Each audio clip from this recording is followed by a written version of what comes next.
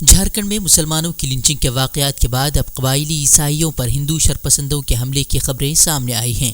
شرپسندوں نے مبینہ طور پر قبائلی عیسائیوں پر حملہ کیا ہے اور انہیں جے شری رام کا نعرہ لگانے کو مجبور کیا ہے، اور ایک اور شخص کا سر بھی منڈوایا گیا ہے۔ واقعہ 16 ستمبر کا بتایا جا رہا ہے، لیکن گزشتہ روز اس وقت سامنے آیا جب علاقے کے سماجی کارکن نے ایک مقامی نیوز پورٹل کو اس کی اطلاع دی۔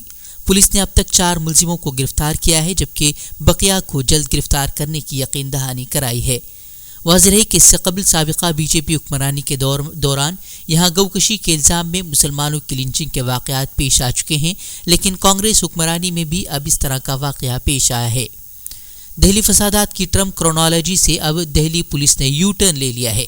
پرانے دعووں کے برعکس اب چارج شیٹ میں اب ایک اور مضحکہ خیز دعویٰ کیا گیا ہے کہ دہلی فسادات سی اے اے مخالف مظاہرات 2019 کے عام انتخابات میں بی جے پی کی جیت سے کھوئی زمین پانے کے لیے بڑے پیمانے پر فسادات کروانے کی دہشت گردانہ سازش کا حصہ ہے۔ بتا دیں کہ اس سے قبل فسادات کو ٹرمپ کے دورے سے جوڑ کر پیش کیا گیا تھا اور اس کی ستمبر میں اس کی سازش رچنے کا سی اے اے مخالف مظاہرین پر الزام عائد کیا گیا تھا، لیکن دہلی پولیس کے سازشی چارج شیٹ کو لے کر کافی سوالات اٹھائے گئے کہ ٹرمپ کی ہندوستان آمد سے متعلق پہلی خبر 13 جنوری کو آئی تھی تو اس کی سازش دسمبر میں کس طرح ہو سکتی ہے، لیکن اب بھی پولیس اس نئی چارج شیٹ میں بھی عمر خالد کو کلیدی ماسٹر مائنڈ کے طور پر ہی پیش کر رہی ہے۔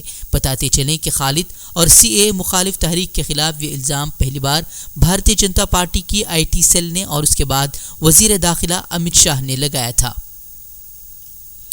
قومی اور بین الاقوامی سطح پر 200 سے زیادہ اسکالروں اور دانشوروں نے جے این یو کے سابق طالب علم عمر خالد کی گرفتاری کے خلاف صدائے احتجاج بلند کی ہے اور انہیں فوری طور پر رہا کیے جانے کا مطالبہ کیا ہے۔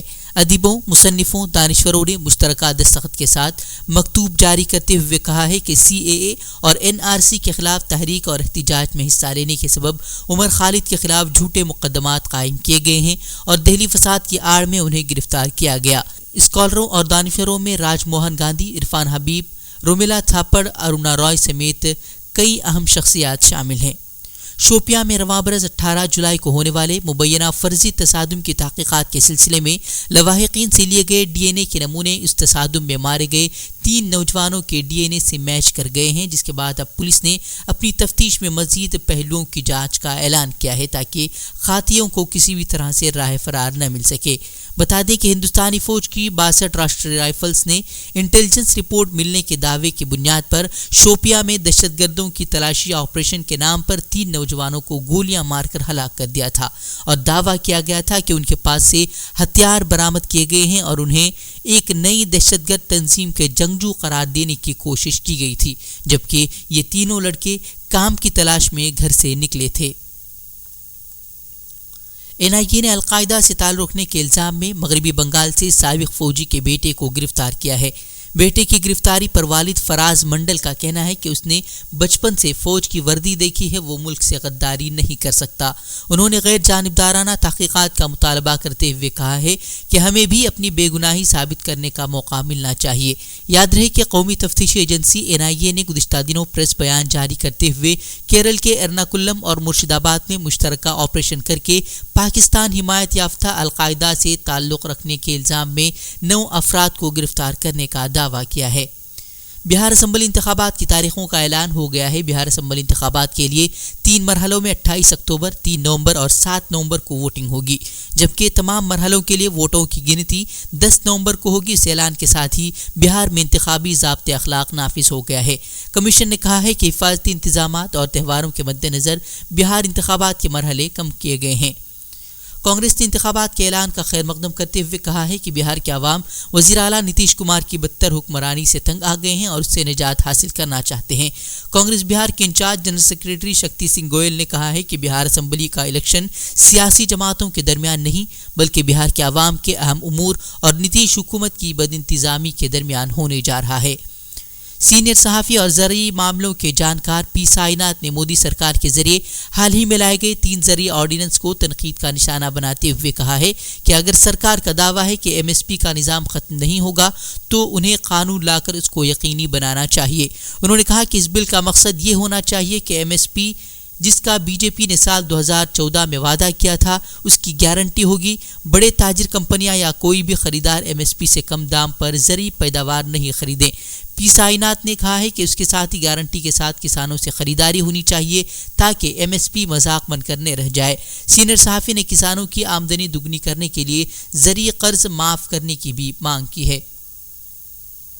چین کے صوبے سنگیانگ میں غور مسلمانوں کے خلاف مظالم کا سلسلہ جاری ہے۔ مسلمانوں کو اسلامی عقائد سے دور رکھنے کی مسلسل کوششیں کی جا رہی ہیں۔ تازہ رپورٹ کے مطابق 2017 کے بعد سے 8500 مساجد کو منہدم کیا گیا ہے۔ بیجنگ حکومت نے سنگیانگ میں مذہبی مقامات کے بڑے پیمانے پر انہدام سے متعلق اطلاعات کو مسترد کرتے ہوئے اسے بکواس قرار دیا ہے۔ نبی آخر الزماں کے گستاخانہ خاکے شائع کرنے والے رسوائے زمانہ فرانسیسی میگزین چارلی ہیبدو کے سابق دفتر پر ایک بار پھر چاقو بردار شخص کے حملے میں 4 افراد زخمی ہوئے ہیں۔ پولیس نے چارلی ہیبدو کے دفتر سمیت پورے علاقے کا محاصرہ کرتے ہوئے ایک شخص کو حراست میں لینے کا دعویٰ کیا ہے۔ چارلی ہیبدو کے سابق دفتر پر حملہ اس وقت کیا گیا ہے جب حال ہی میں میگزین نے گستاخانہ خاکے شائع کرنے کا اعلان کیا تھا۔ اقوام متحدہ کی جنرل اسمبلی میں پاکستان کے وزیر اعظم عمران خان نے بڑھتے اسلاموفوبیا کے رجحان پر تشویش ظاہر کی ہے۔ انہوں نے کہا کہ کورونا نے دنیا کو ایک دوسرے سے قریب ہونے کا موقع فراہم کیا، لیکن افسوس اس موقع سے فائدہ اٹھانے کے بجائے مختلف ممالک نے اسلام مخالف جذبات کو بھڑکایا اور مسلمانوں کو بے دردی سے نشانہ بنایا گیا۔ ہندوستان کو تنقید کا نشانہ بناتے ہوئے عمران خان نے کہا کہ بھارت میں اسلاموفوبیا کو سرکاری سطح پر فروغ دیا جا رہا ہے۔ عمران خان نے ایک بار پھر مسئلہ کشمیر اٹھاتے ہوئے مطالبہ کیا کہ عالمی برادری کشمیر میں انسانی حقوق کی سنگین خلاف ورزیوں کی تحقیقات کرے، اقوام متحدہ مسئلہ کشمیر کے حل کے لیے عملی اقدامات کرے۔ اقوام متحدہ کی جنرل اسمبلی میں جموں کشمیر کا معاملہ اٹھانے والے پاکستان پر شدید جوابی حملہ کرتے ہوئے ہندوستانی سفیر نے پاکستان کے وزیر اعظم کے بیان کو ایک اور جھوٹ کا پلندہ، ذاتی حملہ، پاکستان کی اقلیتوں پر مظالم اور سرحد پار سے ہونے والی دہشت گردی کو چھپانے کی کوشش قرار دیا ہے۔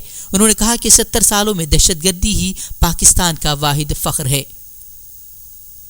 اقوام متحدہ میں فلسطینی اتھارٹی کے سربراہ محمود عباس نے فلسطین پر اسرائیل کے ناجائز قبضے کو ہٹانے کے لیے عالمی برادری کو آگے بڑھ کر اقدام کرنے کا مطالبہ کیا ہے۔ انہوں نے کہا کہ فلسطینیوں کے ساتھ 1917 سے ناانصافیاں کی جا رہی ہیں۔ انہوں نے مطالبہ کیا کہ امریکہ میں رواں سال کے آخر میں ہونے والے صدارتی انتخابات کے بعد آئندہ سال کے اوائل میں قضیہ فلسطین کے حل کے لیے عالمی کانفرنس کا انعقاد کیا جانا چاہیے۔ محمود عباس نے کہا کہ عالمی کانفرنس کے انعقاد کے مطالبے کا مقصد ارض فلسطین پر قابض اسرائیل کے غاصبانہ تسلط کا خاتمہ اور فلسطینی قوم کو اس کی آزادی اور خود مختاری کی منزل تک پہنچانا ہے۔ انہوں نے امریکی صدر ڈونلڈ ٹرمپ کی جانب سے پیش کردہ امن فارمولے کو مسترد کرتے ہوئے کہا کہ ٹرمپ کی ڈیل کو نہ صرف ہم نے بلکہ پوری دنیا نے مسترد کر دیا ہے۔ یہ فارمولہ بین الاقوامی آئینی قراردادوں کے بھی خلاف ہے۔ کورونا کے بڑھتے معاملات پر روک لگانے کے لیے بھٹکل میں انتظامیہ نے ٹی ایم سی حدود میں کورونا ریپڈ ٹیسٹ کرنے کی مہم چلائی ہے۔ 25 ستمبر کو بھٹکل شہر کے نہرو روڈ پر ریپڈ ٹیسٹ کیا گیا۔ آج سے ٹی ایم سی کے دوسرے وارڈ میں بھی یہ مہم جاری رہے گی۔ انتظامیہ کا کہنا ہے کہ ریپڈ ٹیسٹ کے ذریعے کورونا سے متاثرہ افراد کی شناخت ابتدائی مرحلے میں ہو جاتی ہے، جس سے ان کا علاج کرنا آسان ہوتا ہے۔ اسی لیے نیم طبی عملہ شہر کے مختلف وارڈز میں پہنچ کر جانچ کی کارروائی انجام دے رہا ہے۔ انہوں نے عوام سے مکمل تعاون کی اپیل کی ہے۔